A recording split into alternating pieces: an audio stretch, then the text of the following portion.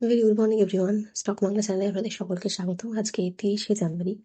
আজকের জন্য নিফটি ফিফটির যে ইমিডিয়েট সাপোর্ট লেভেলটা 25,380, 300 এটা ইমিডিয়েট সাপোর্ট। আর উপরে দেখি রেজিস্ট্যান্স 25,450, 500 এই লেভেলে। ব্যাংক নিফটির জন্য 59,800 লেভেলটা, 750 লেভেলটা ইমিডিয়েট সাপোর্ট লেভেল হিসেবে কাজ করছে। আর উপরের দিকে 60,000, 60,000, 40, 50 এই লেভেলটা রেজিস্ট্যান্স লেভেল হিসেবে কাজ করছে। সেন্সেক্স এর ক্ষেত্রে 82,300 এই লেভেলটা সাপোর্ট লেভেল, ইমিডিয়েট সাপোর্ট। আর উপরের দিকে রেজিস্ট্যান্স 82,700, 750 এই লেভেলে।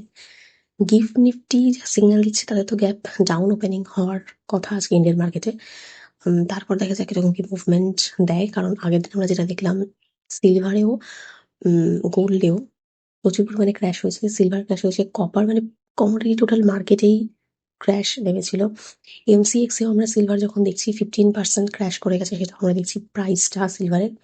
তো এমসিএক্স কে আজকে অবশ্যই ফোকাসে রাখবেন, এছাড়া কমোডিটি মার্কেটকে তো ফোকাসে রাখবেন কিরকম কি মুভমেন্ট হচ্ছে সেটা দেখার জন্য। তার সঙ্গে সঙ্গে আমরা বিটকয়েন এদিকে দেখলাম যে বিটকয়েন, ইথেরিয়াম এগুলো অনেকটা পড়েছে। এবার আমেরিকার ক্ষেত্রে সেখানেও অনেকটা নেগেটিভ। আমেরিকার মার্কেট কালকে যেটা ছিল তার মেন কারণ হচ্ছে ন্যাসড্যাকও অনেকটা নেগেটিভে ছিল, যেহেতু পাওয়েল রেট কাট করলেন না। আম, আর এদিকে আমেরিকার যে টেক কোম্পানিগুলো বেশিরভাগ এআই এর ওপর এখন ইনভেস্টমেন্ট করছে, তার জন্য ফান্ড দরকার। তো রেট কাট যদি না হয় তাহলে সেক্ষেত্রে সেভাবে তারা ফান্ড পাচ্ছে না। তো সেটা মার্কেটের জন্য খুবই নেগেটিভ একটা ব্যাপার। সেই জন্য আমরা ন্যাসড্যাক অনেকটা পড়তে দেখলাম, তার সঙ্গে আমেরিকান গ্লোবাল মার্কেটও পড়েছে। আর সেন্টিমেন্ট একটা নেগেটিভ ছিল। ইন্ডিয়ান মার্কেটে ওইভাবে কাজ করেছে। এবার আজকে দেখা যাক ইন্ডিয়ান মার্কেট কিরকম কি মুভমেন্ট দেয়। এছাড়াও আমেরিকার গভর্নমেন্টে শাটডাউনেরও একটা মানে আবার হতে পারে এরকম একটা সম্ভাবনা রয়েছে। তো সেই জন্য আমেরিকার গভর্নমেন্টও ভালো চলছে না। এছাড়া এআই বাবল নিয়েও টেনশন রয়েছে।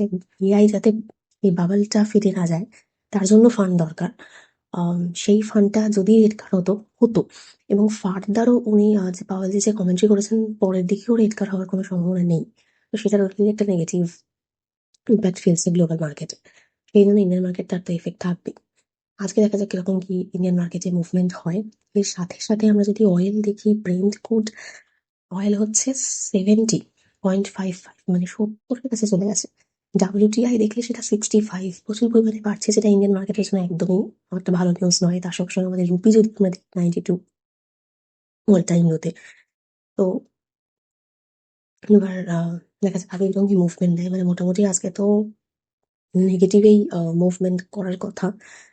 গ্যাপ ডাউন তো ওপেনিং হবে, বাকিটা কতখানি কি থাকে সেটা দেখা যাক। যে কোম্পানিগুলো লক্ষ্য রাখতে হবে সেটা হচ্ছে আমরা কেপিআই টেক দেখছি।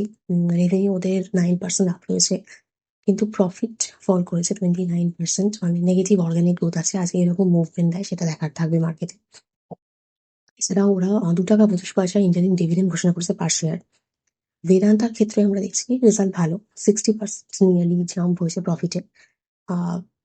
মেনলি ওদের এই সিলভার গোল্ড এটার জন্যই আর কি, মানে সিলভার কপার এদের যে হিন্দুস্তান জিঙ্ক এদের এদের জন্য, মানে যেহেতু কমোডিটি মার্কেট খুব ভালোভাবে বাড়ছিল, এদের প্রফিটটা খুব ভালোভাবে হয়েছিল, সেই জন্যই বেদান্তার এরকম ভালো রেজাল্ট দেখা গেছে। তো রেভিনিউ আমরা দেখছি 37% আপ রয়েছে। বেদান্তা আজকে কিরকম কি মুভমেন্ট দেয় মার্কেট এটার উপর সেটা দেখার থাকবে। আদানি পাওয়ারের ক্ষেত্রে আমরা দেখছি যে 19% কনসোলিডেটেড যে প্রফিট সেটা ডাউন, রেভিনিউ 9% ডাউন। ফোকাসে থাকবে আজকে কি মুভমেন্ট দেয় সেটা। এশিয়ান পেন্টসের ক্ষেত্রে তো পড়েই যাচ্ছে আগের 2-3 দিন ধরে। তো আগের দিনও 12 থেকে 12.5% ডাউন ছিল রেজাল্টের জন্য।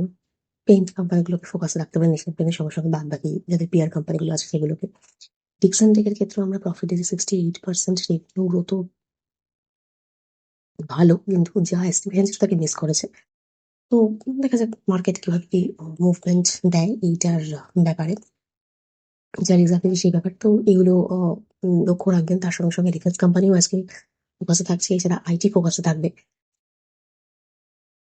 তার সঙ্গেও গ্লোবাল একটা কি চলছে যে আমেরিকা মানে ইরানকে অ্যাটাক করতে পারে।